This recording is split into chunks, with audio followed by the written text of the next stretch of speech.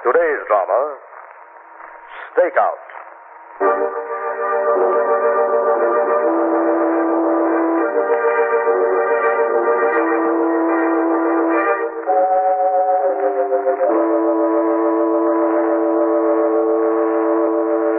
It is almost midnight. In a rundown section near the waterfront, two dark figures stand in the shadows of a lonely alley. You said you had Cranston lined up for a kill, Duke. Where is he? Take it easy, Joey. Got him staked out, but we gotta handle it careful. Yeah, where is the rat? Promised my brother Silky I'd take care of Cranston for putting a finger on him. I waited long enough. Now, where is he? He went up that alley just before I called you. Ain't come out yet. You sure? Sure, I'm sure. Okay, come on. Don't be too good a target, Joey. That guy Cranston can handle a rod, but good. Yeah, but he's used to the trigger end. I'm gonna give him a dose of the business end. Hold it. I think I saw him. Where? Up there near the end of the alley. See him? No, where? Right. I lost him in the shadows. Come on. He can't get out of the alley without passing us. Must be hiding behind that pile of junk at the end of the alley. That's just too bad. Joey, look out. There he is. What? Joey. Joey, can you hear me? Sid. Silky's gonna be awful mad at Cranston for knocking off his kid brother. Yeah. Awful mad.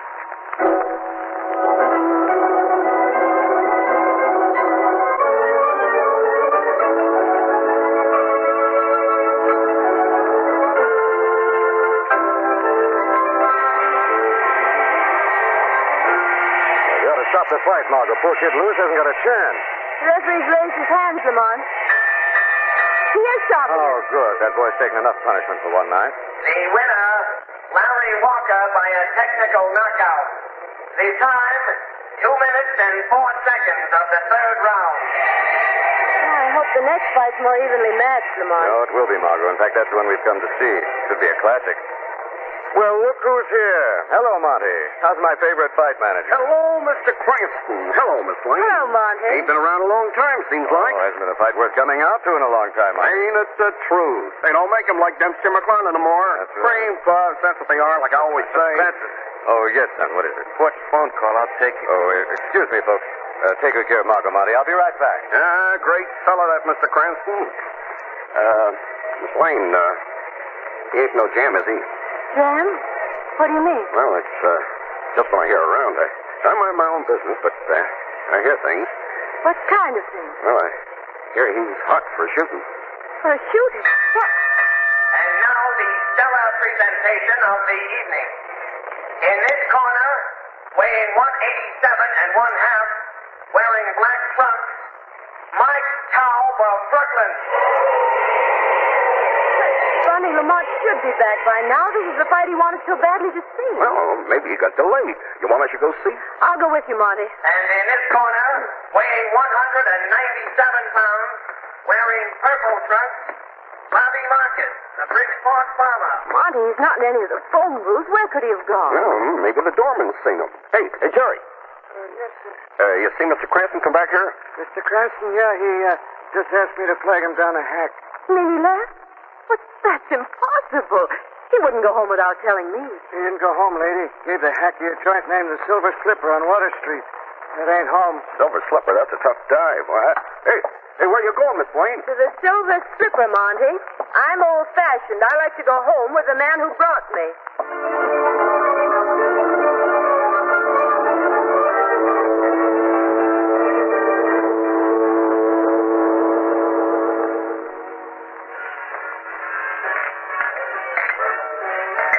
Okay, so, sir, what'll it be?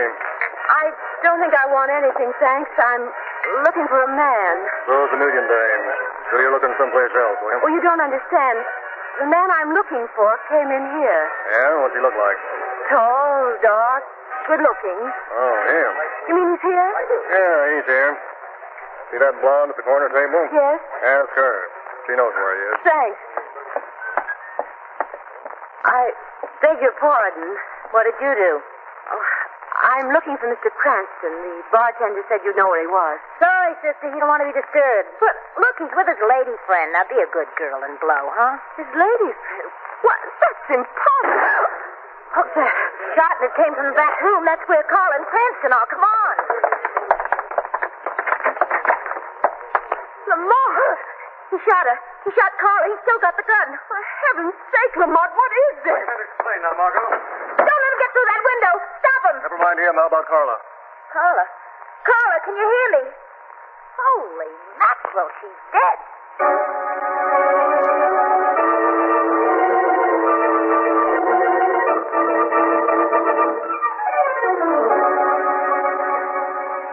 Attention, all police.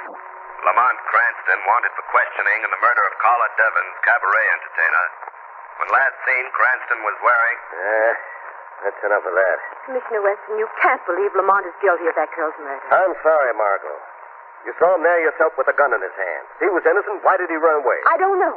But I do know Lamont. He couldn't be guilty of such a thing. Margot, I warned him time and again. I kept telling him that if he kept getting involved in police affairs, someday he'd get in over his head. Well, today was that someday. What do you intend to do, Commissioner? What can I do, Margot? Believe me, I won't enjoy it. But I intend to find Lamont Cranston and book him for murder.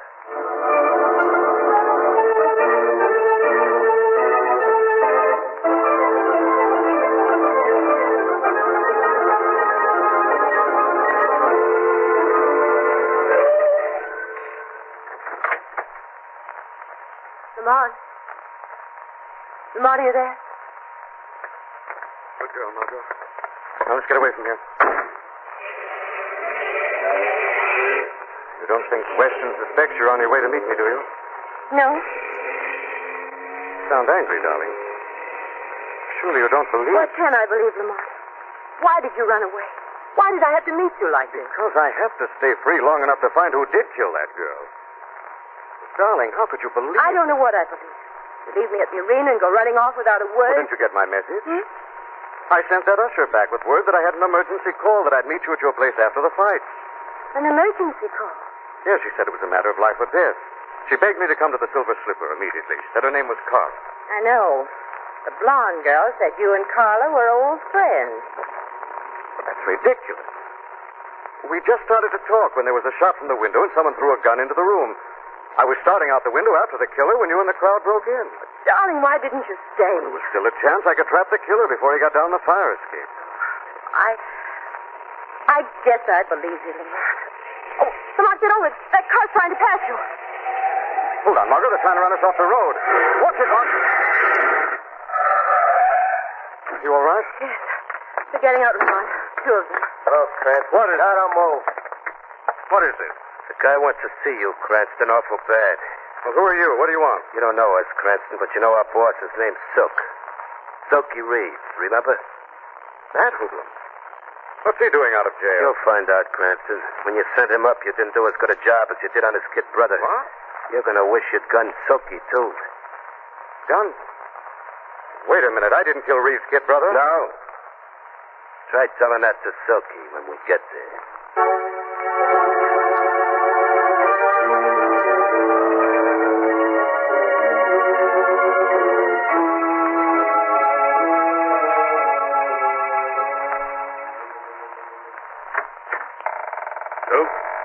Got him? Yes, Silky. Bring him in. Bring him in. Mustn't keep our guests waiting. Right. Okay, Louie, bring him in. Well, Cranston. Haven't seen you since you testified against me 6 years ago. 6 years in the pen can be a long time. Why the young lady? She was with him, Silky. We had to bring her. How unfortunate for her. Duke? Yeah. See that the lady's comfortable and well tied. Wait, sister. Get your hands up. Leave her alone. Wait a minute. I've seen you someplace before. Yeah, get around. Come on. Hey, wait. You'll have to pardon this broken-down old shack, Cranston. We've been meaning to get rid of it. We're taking care of that tonight. Hey, what's this all about? Surely you must have guessed that I'd resent your killing my kid brother, Joey. I didn't kill your brother. Unfortunately for you, there were witnesses. Duke, tell him. Sure, Silky. Joey followed Cranston into an alley one night. I seen them both go in. There was a shot. Cranston came out alone. Liar. Don't call me a liar, copper. Now I know where I saw you. What'd you do that for, Duke? I want him to know what was happening. He'll know what's happening, all right, Silky. This place will go up like tissue paper. You got the gasoline ready? Right, how about the dame? Take the gag out of her mouth. Maybe Cranston would like to hear her scream. Okay, Silky. What are you going to do? Give you and your boyfriend a hot reception, baby. No, you can't. Lamont. Lamont. You wake up, baby. It's time. Okay, Louis, set the fire. Right. There she goes. We better get out of here. This will go faster than we thought. Lamont. Lamont, can't you hear me? You've got to hear me. You've got to.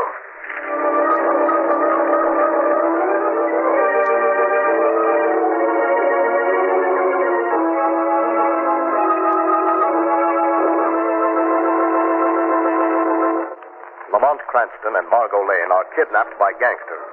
The old frame building where they're being held is set afire as Cranston begins to regain consciousness. Lamont, for heaven's sake. Lamont. Lamont, can you hear me? I can. Margot. Lamont, hurry. The whole place is going up in flames. Second, Margot. You think? Look at this rope. I think I can rip this knot open on this nail. It's tied. How can you walk? I think so. Come on, Lamont. I don't think the door's locked. They just slammed. No, wait a minute. Not that way, Margot. He's probably outside waiting. Look. Run out the back. The wall looks fairly well rotted. Hurry, Charlie. Hurry. Let's stand back. I'll try to fix the plank. Now we can get through. Now you go ahead, darling. Haven't got a minute to suit. Keep down low, Margot. Got to keep out of sight till we're sure they've gone. There they go. I think it's safe for us to get started. Where are we going? I recognize one of those three hoodlums, Margot. The young one named Duke. Oh? He was the one who posed as the usher who brought me the message at the arena. What are you going to do? I'm going to pay a visit on an old friend who may know what's behind all this. Mr. Poindexter, our underworld contact.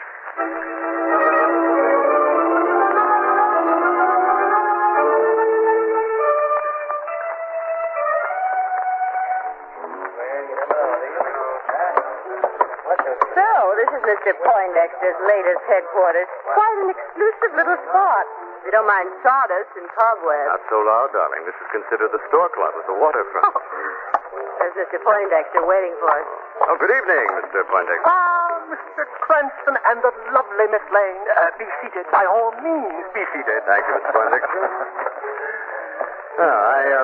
I hated to impose on you, but this is very important to me personally. By all means, my friend, by all means. I took the liberty of ordering a brief libation. You'll be my guest, of course? Why, thank you, Mr. Poindexter. One point, however, it seems I'm financially embarrassed. Oh, just temporarily, of course. Oh, you must allow me. No. Most emphatically, no. Well, perhaps just this time, yes. You may bring the order, my untrusting friend. Mm-hmm. And now at your service. You read about the girl, Carla Devons, I'm supposed to have killed? Yes, in my position, one hears such things, Mr. Cranston. Needless to say, I didn't kill her. I was sent to the scene of the murder by a man posing as an arena usher. He's a hoodlum named Duke. Yes, very interesting indeed. You see, Duke was the late lamented Carla's sweetheart. Oh? Mm. Although one heard rumors of a rift lately. Rumors? Of what kind? A new light of love had dazzled the fickle young Duke. Now it's beginning to make sense. Duke wanted to get rid of Carla, so he shot her and tried to plant the blame on me. But why? Possibly in retaliation for your supposed killing of Filthy Reeves' young brother. Our underworld is sensitive on such points. Yes. We had some evidence of that tonight. Well, I've bothered you enough with my problem, Mr. Poindexter. Thank you very much. Come on, Margaret, we've got to run. Oh, before your libation arrives? You have ours, Mr. Poindexter. All three? Very well, but only as an accommodation, you understand. Good evening, my friends. A very good evening to you both. Where are we going? We're going to see the blonde with the silver slipper who told you I was an old friend of Carla's. I want to know why she lied.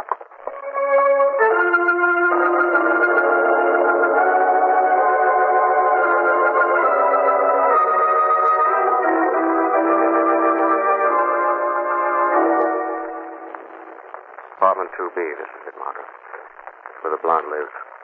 I'll knock. Coming. Don't knock the door down. What do you want? I ain't... You. Thought the cops had you in mothballs by now. Mind if we come in? You bet I do. I'm allergic to killing. Sorry to have to interfere. I have to talk to you. Look, I don't know what you two are up to, but if you don't get out of here, I'll yell copper so loud it'll curl your eardrums. You deliberately framed me, Blondie. Why? I never saw your friend Carla before in my life. Okay, Bud. If your story for the little woman is that telephone gag, I can go along with it. Why are you doing this? Look, baby, would it convince you if I showed you a picture of him and Carla, all lovey-dovey? Why, yes, I guess so. Okay. You asked for this showdown, Cranston. Didn't think I had these pictures, did you? Here it is. Sucker, get your hands out where I can see them. A gun. What are you going to do? Call the police? I'm no stool pigeon. If I turn you over to them, you'll be dead when they scoop you up. Now get out and stay out. All right. Come on, Margaret.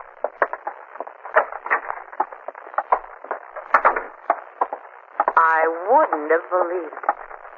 I've never seen you cowed so easily. And by a woman. I hope she thinks the same thing, Margot. What do you mean? I mean, now I know I'm on the right track. Blondie couldn't have known about that telephone call unless she was in on the frame-up. You see, Carla had time to tell me she wasn't the one who called. What are you going to do? Shadow is going to have a talk with Blondie. I think she'll talk to the Shadow.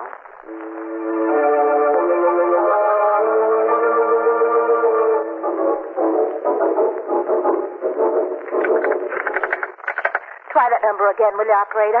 I gotta get him. I gotta. What? Who's that? The Shadow, Blondie. Shadow. Has your boyfriend run out on you? Well, I don't know what you mean. Your boyfriend named Duke? How do you know about that? Duke thought he could get rid of Carla. Blame her murder on Cranston. You were in on the plan, weren't you, Blondie? No. Weren't you, Blondie? I called Cranston. Sure, Duke told me what to say, but I swear I didn't know Carla was going to die. That's the truth. So help me. I swear it. All right, Blondie. Tell me, where's Duke now? I don't know. I can't reach him. They had a job on tonight. They should be finished now. After the job, where will they be? Oh, I don't know. Where will they be? At the hideout. It's an abandoned ice house near the bridge. The meeting there to split the take. Perhaps the Shadow will join that little meeting. And if you've told the truth, no harm will come to you. But if you've lied, Blondie, you'll answer to the Shadow.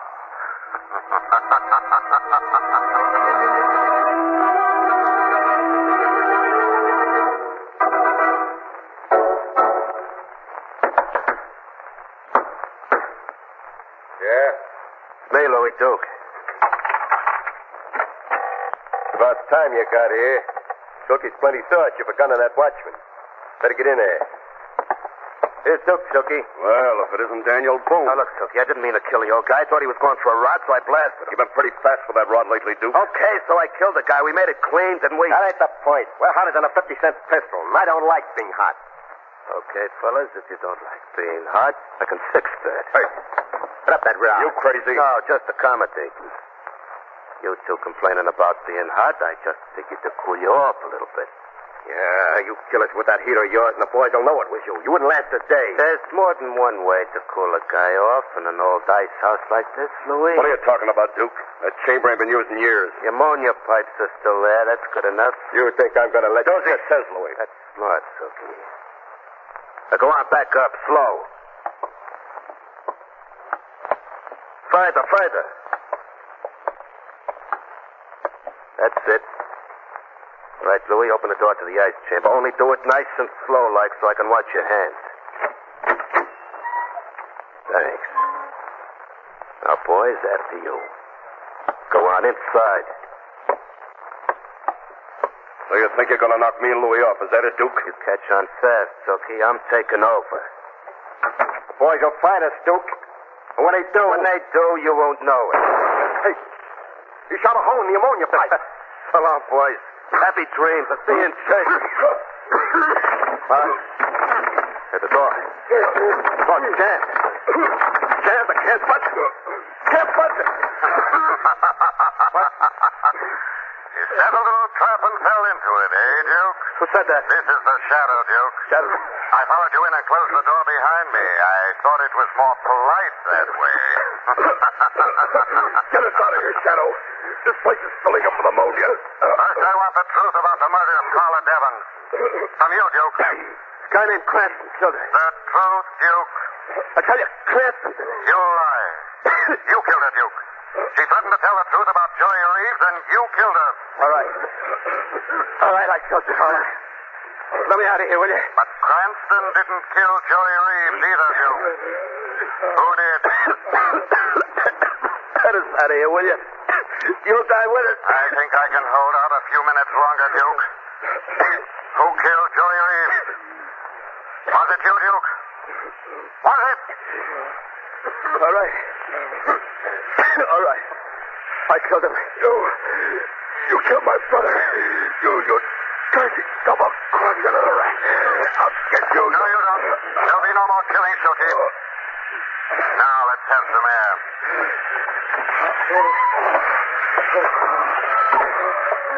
Cops! Let's get out of here. Now, Louis, Duke has a story to tell Commissioner Weston. And you and Silky want to make sure he tells the story right.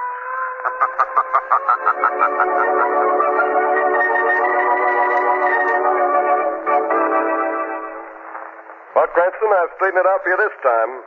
But next time... There won't be a next time, Commissioner. No, indeed, Commissioner. I've really learned my lesson this time. I've heard that before. I don't understand why Duke went to so much trouble to try to frame you for Carla's murder, Lamont. Well, he had to kill Carla, Margot. She threatened to tell the truth about Joey's murder. You see, she was the only one who knew Duke was systematically working his way up in the gang. The first rung of the ladder was Joey. That was the easy one. He had a ready-made fall guy in Cranston.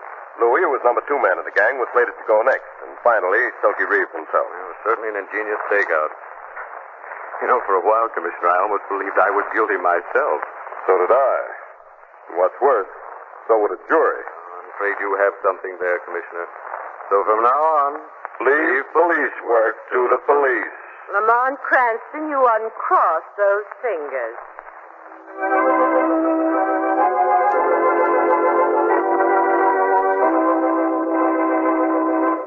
Weed of crime bears bitter fruit. Crime does not pay. The shadow knows.